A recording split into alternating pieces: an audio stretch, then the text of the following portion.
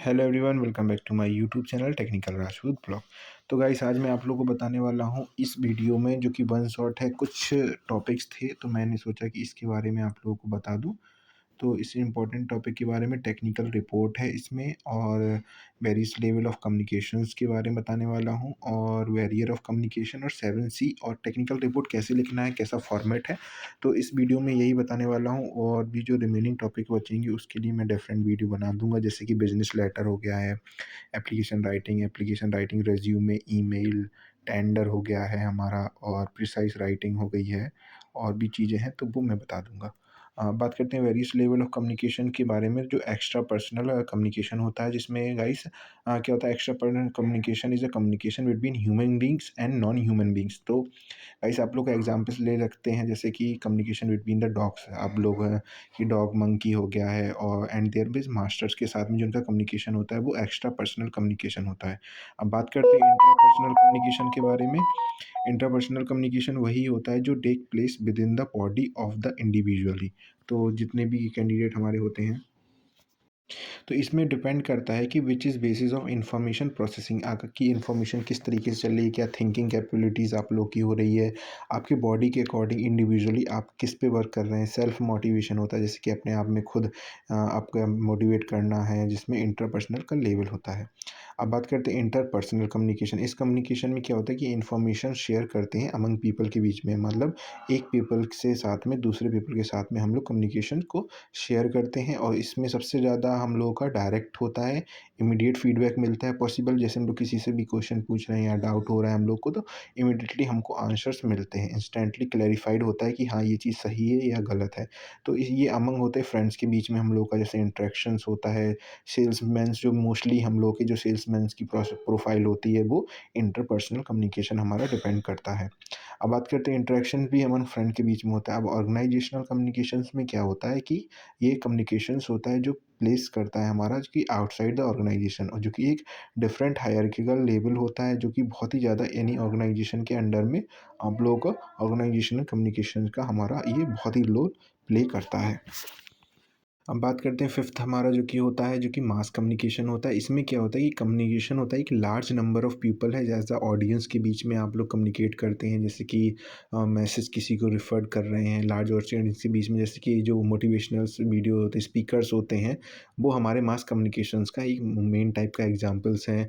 और जो news analysis होते हैं, जो टेलीविजन्स पे होते हैं, न्यूज़पेपर होता है हमारा, उसी तरीके से क्या होता है कि लार्ज ऑडियंस को एक अप्रोच करते हैं कि हम लोग उस तरीके का फॉर्म हो जो कम्युनिकेशंस के अंदर में हमारा नेचर आए।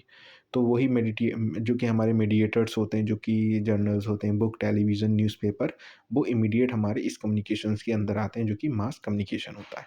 तो गाइस, हमारा पहला टॉपिक कंप्लीट हो गया। अब बचा है report. First of all guys, अगर आप लोगों के पास ये क्वेश्चन आता है कि टेक्निकल रिपोर्ट्स क्या होती हैं और रिपोर्ट क्या होता है, तो आप लोगों को यही जो मैं बता रहा हूँ, इस तरीके का ही आप लोग आंसर्स लिखना। क्योंकि अगर 7 नंबर के क्वेश्चंस में आएगा तो एटलीस्ट आप लोगों को 2 पेज तो फिल करने ही हैं एटलीस्ट। ठीक है? क्योंकि देखिए, टेक्निकल रिपोर्ट क्या होता है, एक तरीके का ऑफिशियली डॉक्यूमेंट है जो कि प्रेजेंट करता है जो एनालिसिस होती हैं, जो डिसीजंस होती हैं हम लोग के, रिकमेंडेशंस होते हैं, जो कि एक डेटा हम लोग को दिया जा रहा है, या फिर इंडिविजुअली कलेक्ट करते हैं, या फिर मतलब बहुत सारे लोग जो डेटा कलेक्टेड होता है उसको एक एनालिसिस वे में प्रेजेंट करना होता है।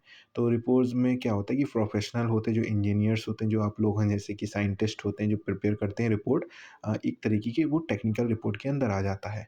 तो रिपोर्ट का मेनली यूज़ कहाँ होता है, जो कि इंजीनियर्स यूज़ करते हैं। जो रिपोर्ट रिफ्लेक्ट करता है इंजीनियर एट वर्क, जो कि सिविल मैकेनिकल्स वाले जितने भी हैं, problem solving, making decisions easy हो जाते हैं हमारे, मेजर जो कि प्रोग्रेस होती है, जिस तरीके के जो ऑर्गेनाइजेशन में वर्क कर रहा है वो सक्सेस में प्रोसेस चल रहा है, और इसमें गुड फीडबैक भी मिलते हैं।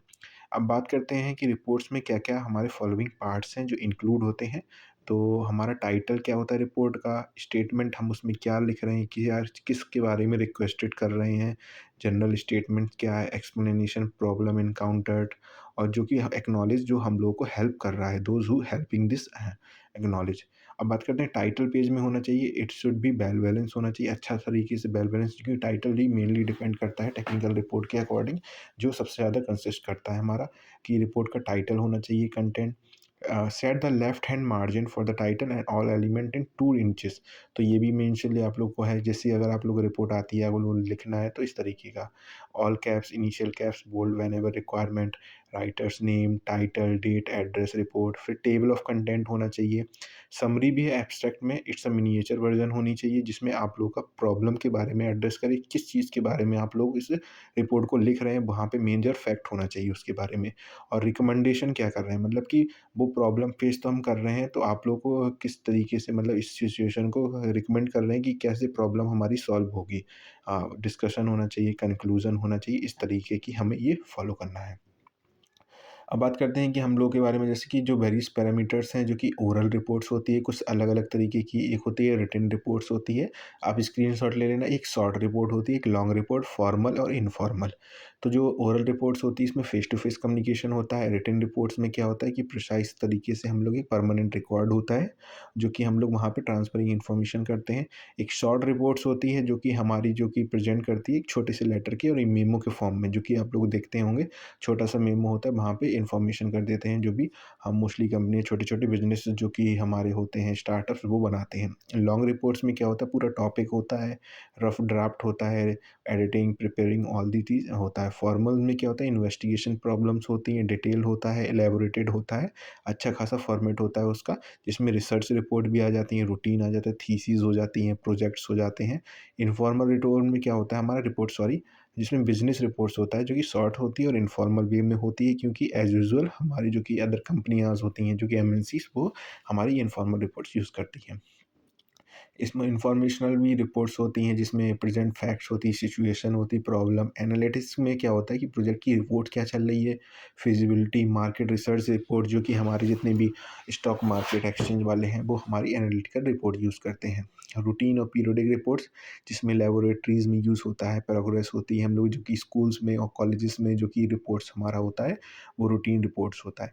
स्पेशल रिपोर्ट्स होती है उस तरीके की इन्फॉर्मेशन होती है जहाँ पे सिचुएशन या कोई भी सिंगल कंडीशन है उसके बारे में आप लोगों को एलैबोरेटेड करना है, इंक्वायरी हो रही है, रिसर्च हो रहा है, मतलब कि आप लोगों की जो कि पीएचडी होल्डर्स होते हैं वो स्पेशल रिपोर्ट्स तैयार करते हैं, क्योंकि इनकी थीसिस हो गई हैं, हमारी रिसर्च पेपर हो गए, रिव्यू पेपर हो गए हैं, इतना ही हम लोगों का स्पेशल रिपोर्ट्स में हमारा ये अंडरटेकिंग आता है, ठीक है। ये देखिए गाइस कुछ इस तरीके का फॉर्मेट होता है, जैसे कि to the managing director, ML Malhotra technical expert all that. Subject क्या होता है, improvement for communication system in the company, ठीक है, ये लिखना है। फिर ऑब्जर्वेशन क्या है, personally check all the department and reasons क्या है हमारा ये। और जैसे मैंने बताया कि रीजन देने के बाद में आप रिकमेंड करें कि ओल्ड मशीन्स हैं वो रिप्लेस की जाए, a buyer should be change, expert system administrator should be appointed to make system more effective. तो इस तरीके की आप लोगों का रिपोर्ट का ये फॉर्मेट है। तो टेक्निकल रिपोर्ट इस तरीके से लिखी जाती है, छोटा-सा होता है, ज़्यादा कुछ नहीं होता है, क्योंकि मेनली हम लोग को रीज़न देना है, ऑब्जर्वेशन होगा, सब्जेक्ट थोड़ा होना चाहिए वहाँ पे और रिकमेंडेशन भी हमारा इस तरीके से होना चाहिए। अब बात करते हैं 7 सी के बारे में, जो कि सबसे इम्पोर्टेंट टॉपिक है हमारा 7 सी, जो कि बिज़नेस राइटिंग में यूज़ होता है, फॉलो करते हैं। अगर गाइस आप लोगों के क्वेश्चंस नहीं आ रहे, फँस जा रहे हैं, अगर आपको 7 सी याद है, तो रिगार्डिंग टेक्निकल ऑल दैट और कम्युनिकेशंस बैरियर, तो वहाँ पे आप लोग इसका यूज़ कर सकते हैं, क्योंकि यही चीज़ है जो कि 7 सी यूज़ करते हैं, जो कि कंसिडरेशन, यू, एटीट्यूड। तो इसमें क्या होता है, पहला सी का मतलब है हमारा कंसिडरेशन, इसमें होता है कोई सर्कमस्टेंसेस होती, प्रॉब्लम होते हैं, इमोशंस होते हैं, डिज़ायर, ये इंडिकेट करता है यहाँ पे अपने खुद के वर्ड्स में हम लोग किसी चीज़ की केयर कर रहे हैं, तो कंसिडरेशन का मतलब हमारा यही है। अब बात करते हैं दूसरा सी का मतलब, हमारा सेकंड सी का मतलब है कर्टेसी। इसमें बी कर्टियस होता है, इसमें क्या होता है कि हम लोग पोलाइटली वे में बिज़नेस राइटिंग कर रहे हैं, कोई भी नेगेटिव स्टेटमेंट्स नहीं होना चाहिए, टोन उस तरीके की होनी चाहिए। Be do not send the cheque, use the cheque was not enclose. Even if you are writing complaint letter, our tone जो आप लोगों की होनी चाहिए वो पोलाइटली होनी चाहिए ऑल द टाइम, जब भी आप लोग बी कर्टियस हो। क्लैरिटी होनी चाहिए, बी क्लियर होना चाहिए हर एक चीज़ में। तो आप लोग कोई भी लेटर लिख रहे हैं कभी भी स्पेसिफिक वे में, तो word should be unambiguous and clear होनी चाहिए, समरी इन्फॉर्मेटिव होनी चाहिए, जिसमें एक ही बार में क्लियरिटी समझ में आ जाए। कॉन्क्रीटनेस होना चाहिए, बी कन्विंसिंग, मतलब किसी की चीज़ को आप लोग ऐसा लेटर लिख रहे हैं जिसमें कन्विंसिंग हो जाए कोई भी, कि मतलब good business letter always provide concrete, मतलब एक्चुअल होना चाहिए, स्पेसिफिक इन्फॉर्मेशन होनी चाहिए।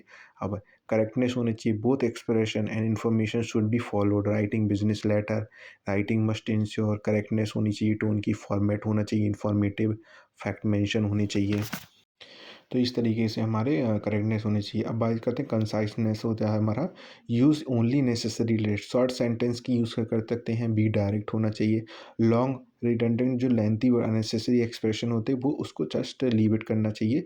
अब लास्ट आता है हमारा, लास्ट सी होता है कंप्लीटनेस, जिसमें प्रोवाइड कंप्लीट इन्फॉर्मेशन लेटर के बीच में होनी चाहिए। जो इन्फॉर्मेशन है आप पूछी जा रही है उसके बारे में हम लोग को क्लियरली मेंशन करना चाहिए वहाँ पे, और क्या होना चाहिए। तो गाइस कुछ इस तरीके के हमारे ये कुछ क्वेश्चंस थे जो कि टेक्निकल राइटिंग रिपोर्ट हो गई है, हमारी टेक्निकल राइटिंग हो गई है, बैरियर ऑफ कम्युनिकेशन 7C हो गया है।